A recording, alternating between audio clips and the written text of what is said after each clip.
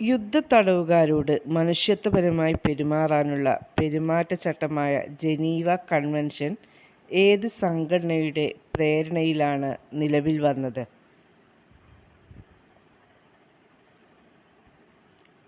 Red cross സംഘടന.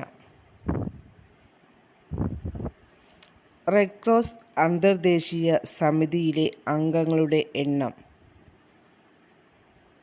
25.